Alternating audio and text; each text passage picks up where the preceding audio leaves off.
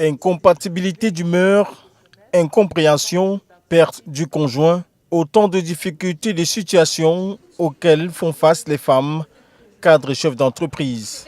À l'occasion de la célébration de la Journée mondiale de la femme, chacune y va de son expérience pour amener les participants à pouvoir concilier vie professionnelle et vie privée pour la performance des entreprises. Ça n'a pas été toujours facile, mais avec l'habitude, avec la routine, j'ai su trouver le juste milieu.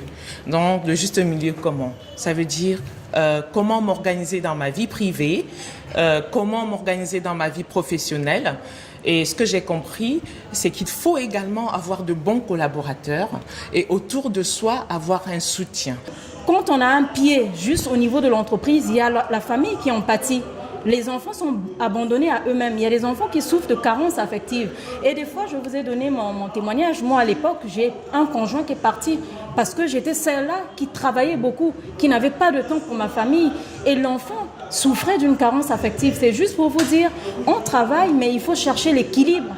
Au-delà de cette problématique, la rencontre a permis de dresser un plaidoyer permettant de revoir la condition, le traitement de la femme en entreprise. Et si on veut vraiment réduire les inégalités, il faut commencer par l'éducation de nos enfants.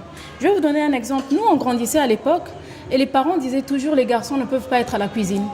Ah, ce sont les femmes qui doivent être à la cuisine. Vous imaginez un garçon qui sait que la cuisine elle est faite pour la femme. Si demain il est manager, il aura du mal à promouvoir les femmes. Au finish, il en ressort de ce moment de partage d'expérience que l'on devrait être plus conciliant envers la femme pour une adéquation vie professionnelle et familiale.